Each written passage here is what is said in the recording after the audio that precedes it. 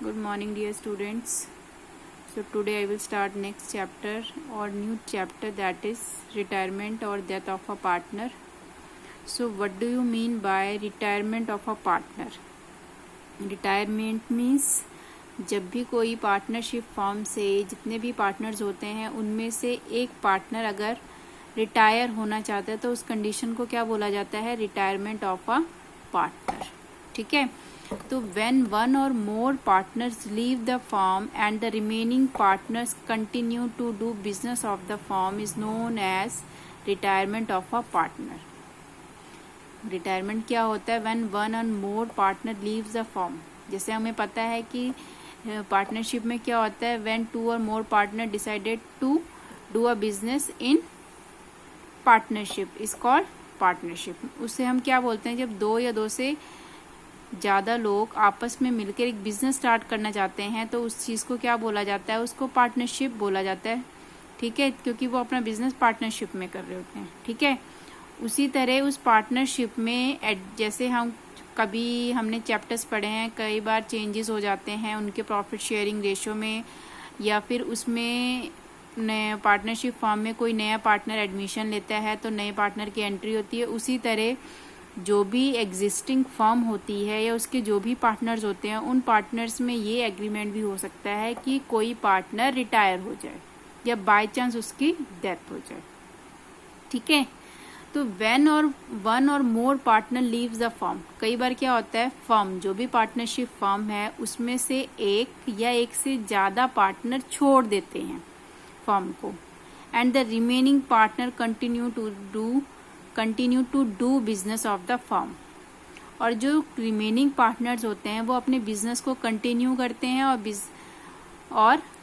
Business को चलाते रहते हैं. तो उस कंडीशन को क्या बोला जाता है? Retirement of a partner. ठीक है. तो जब किसी पार्टनरशिप फर्म से जो भी पार्टनर्स होते हैं, एग्जिस्टिंग पार्टनर में से कोई एक पार्टनर या एक से ज्यादा पार्टनर फर्म को छोड़ देते हैं तो उस कंडीशन में जो भी रिमेनिंग पार्टनर होते हैं वो बिजनेस को कंटिन्यू करते हैं तो उस कंडीशन को क्या बोला जाता है? Retirement of a partner. Clear everyone? 3 partner हैं, ए बी सी. ठीक है. जैसे मान के चलते हैं हम यहाँ पे 3 पार्टनर है हमारे. ठीक है, ए बी और सी. ठीक है. तो ये 3 पार्टनर एक पार्टनरशिप फर्म चला रहे हैं.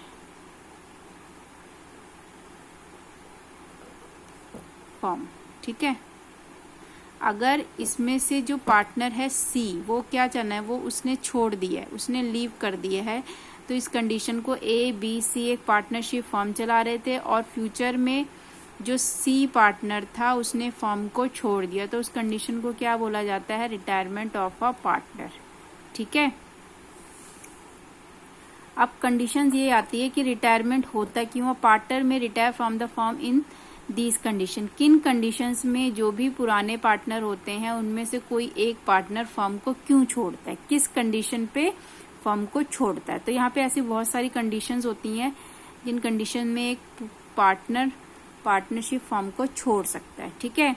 तो फर्स्ट कंडीशन क्या है? If there is an agreement to that effect. अगर जो भी ए बी और सी थे उनके बीच में एग्रीमेंट हुआ था कि इस टाइम पे जो सी पार्टनर होगा वो फर्म को छोड़ देगा. अगर एक एग्रीमेंट हुआ है उस कंडीशन में पार्टनरशिप फर्म छोड़ी जा सकती है, रिटायर हो सकता है. दूसरी condition, if all the partner agree to his retirement. अगर अब जैसे इसने अपनी एक इच्छा जताई है कि मैं अब फ्यूचर में इस फर्म के साथ इस पार्टनरशिप फर्म में काम नहीं करूंगा. ठीक है. इसने तो कह दिया कि मैं अब पार्टनरशिप में नहीं रहना चाहता हूँ, जो भी बिजनेस हमने पार्टनरशिप में किया था मैं अब इसको छोड़ना चाहता है. सी क्या चाहता है? लीव करना चाहता है. ठीक है.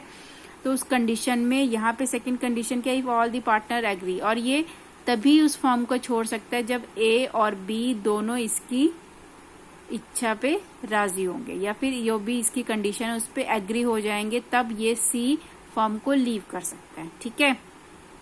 पहला इफेक्ट क्या था? अगर तो एग्रीमेंट है किसी छोड़ सकता है फ्यूचर में तब तो वो छोड़ सकता है. दूसरा क्या है? सी ने बिजनेस में या किसी भी पार्टनरशिप फर्म जो भी चल रही थी साल के बीच में बोला कि मैं अब फर्म को छोड़ना चाहता हूँ तो वो तभी छोड़ सकता है जब ए और बी एग्री करेंगे. ठीक है. तीसरी कंडीशन क्या है? If the partnership is at will. By giving a written notice to the remaining partners of his decision to retire. ठीक है। तीसरी कंडीशन क्या होता है, अगर पार्टनरशिप इस बेसिस पे स्टार्ट हुई थी कि अगर पार्टनरशिप विल के बेसिस पे, आपने बिजनेस स्टडीज में पढ़ा होता है कि पार्टनरशिप दो टाइप की होती है, एक तो बाय विल भी होती है, ठीक है, एक तो होती है पार्टनरशिप फिक्स्ड पार्टनरशिप और दूसरी होती है बाय विल, सभी को पता है। तो यहाँ पे हम बात कर रहे हैं ये पार्टनरशिप, तो दो टाइप की पार्टनरशिप आपने पढ़ी होगी बिजनेस स्टडीज में, एक तो होती है फिक्स्ड, ठीक है, और दूसरी बाय विल। तो हम यहाँ दूसरी कंडीशन की बात कर रहे हैं कि अगर, अब पार्टनरशिप फिक्स क्या होती है, अगर तीन पार्टनर की बात हो रही है, ए बी और सी, तीन पार्टनर थे हमारे, कौन कौन से थे, ए बी और सी, ये तीन पार्टनर थे हमारे, ठीक है। और इन तीन पार्टनर्स के बीच में जो पार्टनरशिप हुई है फिक्स्ड हुई है। फिक्स्ड मीन्स से लॉन्ग टाइम पीरियड तक सभी अपने बिजनेस को कैरी करेंगे, चलाएंगे लंबे समय तक, तो वो कौन सी पार्टनरशिप कहलाएगी, फिक्स्ड पार्टनरशिप कहलाएगी, ठीक है। लेकिन अगर पार्टनरशिप बाय विल है, मीन्स विल का मीनिंग जैसे आपको सभी को पता होगा इच्छा होता है ना, तो अगर बाय विल है, इन तीनों के बीच में पार्टनरशिप फिक्स नहीं थी, बाय विल थी कि कोई भी पार्टनर फर्म को छोड़ के जा सकता है, तो इनकी business partnership by will decide हुई थी, ठीक है। तो उस कंडीशन में जो भी सी पार्टनर है वो फर्म को छोड़ के जा सकता है। समझ में आ रहा है सबको, if the partnership is at will. आपने बिजनेस में कंसेप्ट पढ़ा है अपना, पार्टनरशिप दो टाइप की होती है, एक होती है फिक्स्ड होती है, दूसरी होती है बाय विल। तो अगर फिक्स्ड है तो लॉन्ग टाइम पीरियड तक जो भी पार्टनर है वो लंबे समय तक बिजनेस को चलाएंगे, ठीक है। लेकिन अगर फिक्स का मीनिंग ये है कि उनके बीच में अगर एग्रीमेंट हुआ है 3 इयर्स, ठीक है, या 4 इयर्स, तो इस टाइप से उनके बीच में अगर एग्रीमेंट हुआ है तब। लेकिन बाय विल में कोई भी कभी भी जा सकता है, any partner leave the firm, any partner leave the firm bye will, अपनी इच्छा से वो जा सकता है। फिक्स में क्या होता है, तो कंडीशंस होंगी, जैसे एग्रीमेंट हुआ है तीनों पार्टनर में, 3 साल तक तीनों कोई भी छोड़ नहीं सकता है, 7 साल तक कोई भी छोड़ नहीं सकता है, ठीक है। तो ये फिक्स टाइप की पार्टनरशिप होगी। लेकिन अगर बाय विल है कि कोई भी पार्टनर अपनी इच्छा से कभी भी फर्म छोड़ के जा सकता है, तो उस कंडीशन में क्या होगा, if the partnership at will, अगर विल पे हो गए तो by giving a written notice, एक रिटन नोटिस देगा सी पार्टनर, जो कि हम 3 पार्टनर्स को लेके चल रहे हैं, ठीक है, रिमेनिंग पार्टनर्स को अपने डिसीजन का, और रिटायर हो जाएगा कि वो रिटायर हो सकता है उस कंडीशन में, ठीक है। तो ये 3 कंडीशन थी, अगर एग्रीमेंट है पहले से, या जो भी कंटिन्यूइंग जो रिमेनिंग पार्टनर है वो एग्री है उसकी रिटायरमेंट से, ये तीसरी कंडीशन हो सकती है। अगर पार्टनरशिप बाय विल है तो कोई भी पार्टनर कभी भी एक नोटिस, रिटन नोटिस देके फर्म को छोड़ के जा सकता है, ठीक है। अब आगे है liability of a partner, retiring partner. Liability जैसे आपको सभी को पता है क्या होता है, उत्तरदायित्व, ठीक है। जो भी पार्टनर फर्म छोड़ के जा रहा है उसकी क्या क्या उत्तरदायित्व हैं, उसकी क्या क्या लायबिलिटीज होती हैं। ऐसी फर्म, कोई भी पार्टनर ऐसी फर्म छोड़ के नहीं जा सकता, उसकी कुछ लायबिलिटीज भी होती हैं, उसको कुछ काम पूरे भी करने पड़ते। अब जैसे हम मान के चल रहे हैं कि जो भी हमारे 3 पार्टनर थे ए बी और सी, अब इसने सी ने बोल तो दिया मैं पार्टनरशिप फर्म छोड़ के जा रहा हूँ, लेकिन इसकी कुछ लायबिलिटी है, किसके लिए, पार्टनरशिप फर्म के लिए। तो उन लायबिलिटीज को पूरा किए बिना ये फर्म को छोड़ के नहीं जा सकते। अब कौन सी लायबिलिटीज होती हैं वो हम आगे पढ़ेंगे।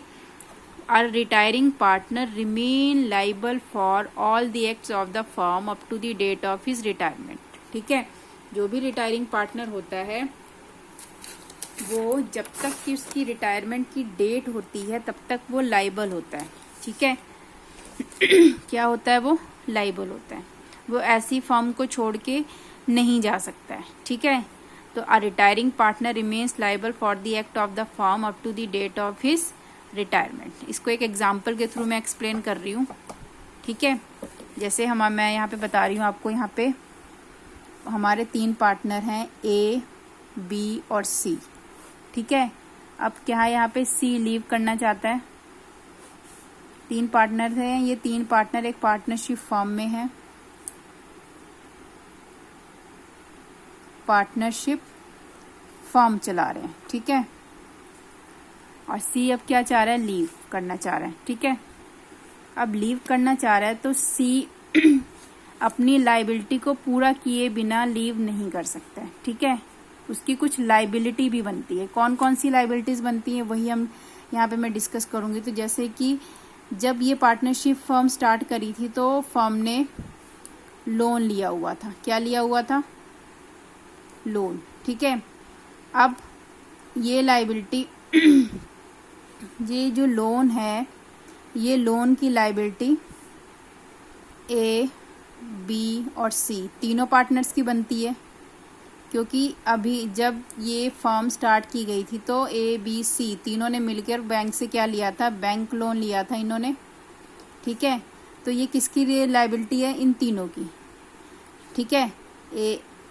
अब हमारा मान के चल रहे हैं कि 1 साल, ये मान के चल रहे हैं हम 1 ईयर है, ठीक है।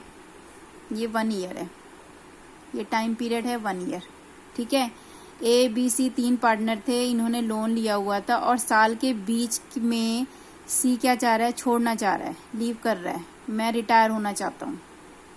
अब इस लोन को कौन पे करेगा, यहाँ पे अराइज हो रहा है कि जो ये लोन की लाइबिलिटी थी वो कौन पे करेगा, ठीक है। क्योंकि सी तो जा रहा है, सी तो छोड़ के जा रहा है, लेकिन अब बैंक लोन को पे कौन करेगा, सी ऑलरेडी छोड़ के जा रहा है।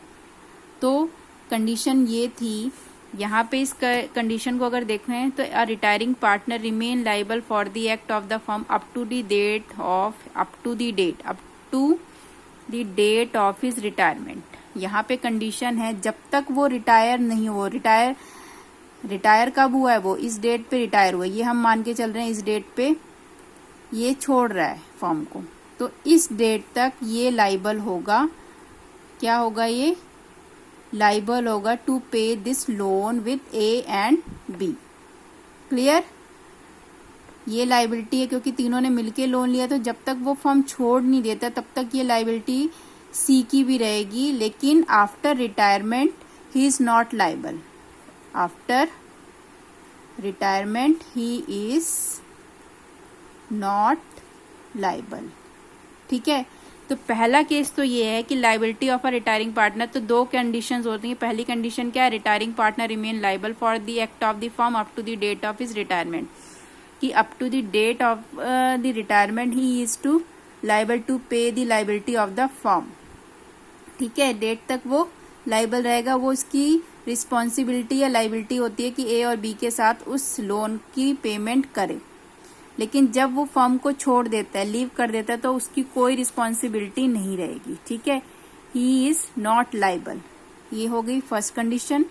अब सेकंड केस है, एक और यहाँ पे लाइबिलिटी से रिलेटेड ही कंसेप्ट है, वो क्या है, liability for the act after retirement. अभी हम पढ़ रहे थे liability for the act of liability of a retirement, liability of a retiring partner before retirement and after retirement. तो यहाँ पे कौन सी लाइबिलिटी है, liability for the act after retirement, ठीक है। अ रिटायरिंग पार्टनर, तो बिफोर, एक रिटायरिंग पार्टनर, जो भी पार्टनर रिटायर होता है तो उसकी रिटायर होने से पहले भी कुछ लाइबिलिटीज होती हैं, और अगर वो रिटायर हो जाता है तो उसके बाद भी कुछ लाइबिलिटीज अराइज हो सकती हैं इन फॉलोइंग कंडीशंस। क्या कंडीशंस हैं, अब मैंने अभी आपको ये बताया ना कि उसकी कोई लाइबिलिटी नहीं है, रिटायर होने के बाद वो पूरी तरीके से फ्री है, उससे कोई भी लोन या कुछ भी पे नहीं करना पड़ेगा, ठीक है।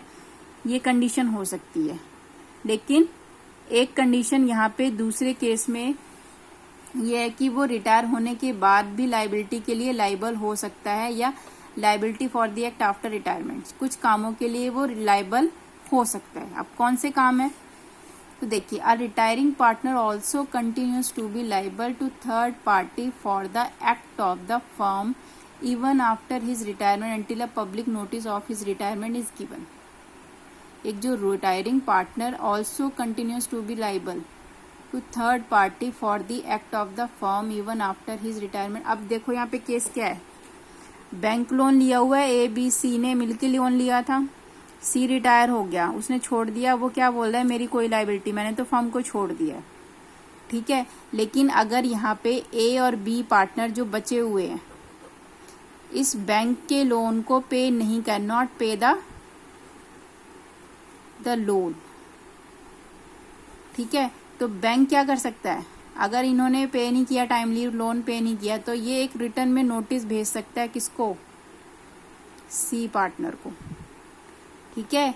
अगर इन्होंने कोई लोन वो टाइमली पे नहीं किया तो जो भी बैंक है वो ए बी को तो नोटिस भेजेगा, साथ में सी के पास भी नोटिस आ जाएगा कि आपने हमारे बैंक का लोन पेमेंट नहीं किया है, तो वो उस लाइबिलिटी को पे करने के लिए लाइबल हो जाएगा, ठीक है। तो ये कब अराइज होगा, ये बैंक कब उसे इस टाइप से नोटिस भेज सकता है, ठीक है, कब भेज सकता है, वो भी कंडीशन है अगर उसने अपने रिटायर हो, जिस भी डेट पे वो रिटायर हुआ है उस पर एक पब्लिक नोटिस नहीं जारी किया अगर, तो अब ये पब्लिक नोटिस क्या होता है ये भी बता दूं मैं। पब्लिक नोटिस वो नोटिस होता है जब कोई पार्टनरशिप फॉर्म में कोई पार्टनर रिटायर होता है तो रिटायर होने की डेट पर एक नोटिस होता है जो कि न्यूज़पेपर, ठीक है, न्यूज़पेपर या मैगजीन, ठीक है, मैगजीन्स में देना पड़ता है, न्यूज़पेपर या मैगजीन में उसको अपने वो फॉर्म को छोड़ रहा है इस डेट पे, तो उस डेट या उस रिटायरमेंट का पूरा ब्यौरा उसको एक नोटिस के थ्रू किसी न्यूज़पेपर या मैगजीन में शो करना होता है, ठीक है। लेकिन अगर इस पार्टनर ने कोई भी पब्लिक नोटिस नहीं शो किया, not give this public notice, then he is liable to pay the bank firms liability. समझ में आ रहा है सबको? अगर ए बी पार्टनरशिप फॉर्म में कोई भी पार्टनर रिटायर होता है तो जब भी वो रिटायर होगा तो उसे पब्लिक नोटिस देना पड़ेगा न्यूज़पेपर या मैगजीन में, और अगर उसने पब्लिक नोटिस ये दिया ही नहीं है, ऐसे ही रिटायर हो गया, उसने फॉर्म को लीव कर दिया है बिना नोटिस दिए, तो वो लाइबल होगा फॉर्म की लाइबिलिटी को पे करने में। तब यहाँ पे सेकंड केस ये बोल रहा है, a retiring partner also continue to be liable to the third party for the act of the firm even after his retirement. अपने रिटायरमेंट के बाद भी वो लाइबल हो सकता है अगर वो कोई पब्लिक नोटिस नहीं दे। अनटिल का मीनिंग है जब तक उसने कोई पब्लिक नोटिस रिटायरमेंट के बाद नहीं दिया है। क्लियर? सभी को समझ में आ गया ना? तो सिंपल सी बात है कि अगर सी रिटायर होगा तो पब्लिक नोटिस देना पड़ेगा, और पब्लिक नोटिस अगर नहीं दिया उसने तो वो जितनी भी लाइबिलिटी होती है फर्म को उसको पे करने के लिए उसके पास नोटिस आ सकते हैं या उसको उस लाइबिलिटी को पे करना पड़ सकता है। क्लियर? ये दो टाइप की लाइबिलिटी थी, before retirement and after retirement. तो आफ्टर रिटायरमेंट से पहले उसे पब्लिक नोटिस देना जरूरी होता है, अगर नहीं दिया तो वो लाइबल होगा फर्म्स की लाइबिलिटी के लिए। ठीक है, अब नेक्स्ट टॉपिक है हमारा एडजस्टमेंट्स रिक्वायर्ड ऑन रिटायरमेंट। कौन कौन सी एडजस्टमेंट होती हैं रिटायरमेंट जब भी कोई पार्टनर रिटायर होता है। ठीक है, तो जैसे हम एडमिशन में पढ़ रहे थे, हम एडमिशन में हमने एडजस्टमेंट पढ़ी थी, उसी सेम टाइप की एडजस्टमेंट आप यहाँ भी पढ़ोगे। थोड़ा सा चेंज है जो वो मैं आपको बताऊंगी। तो पहली एडजस्टमेंट क्या है? Change in profit sharing ratio.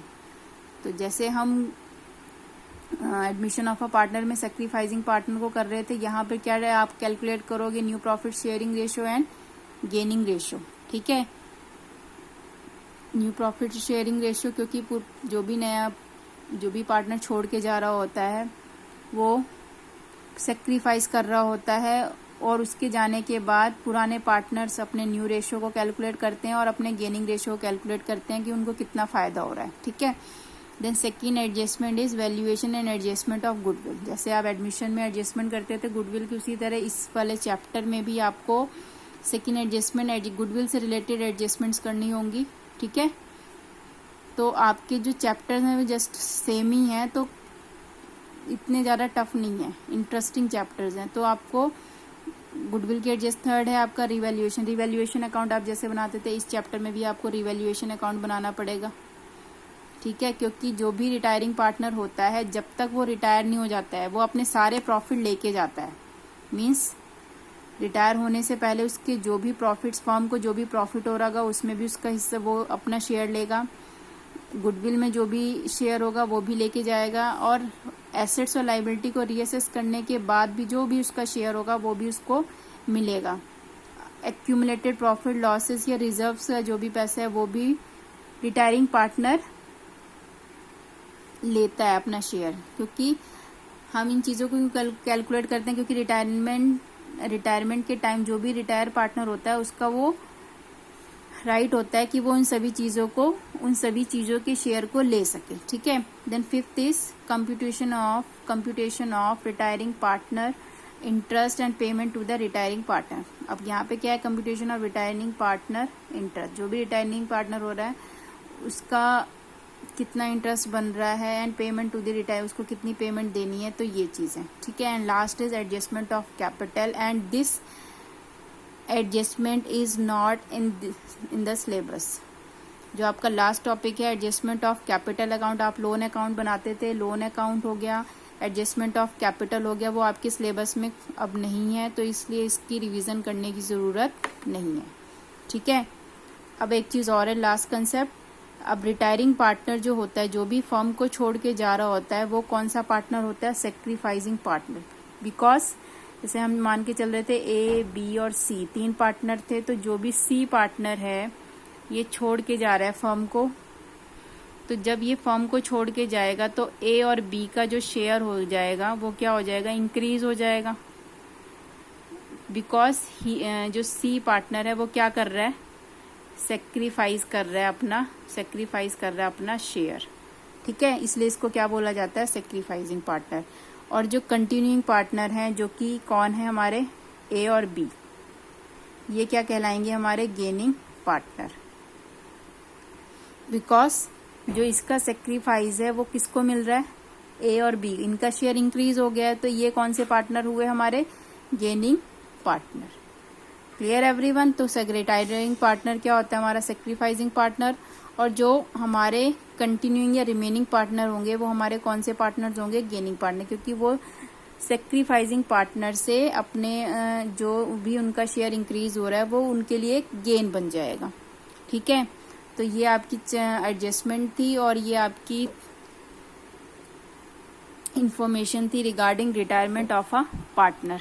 In next lecture I will explain first adjustment which is related to determination of new profit sharing ratio and gaining ratio.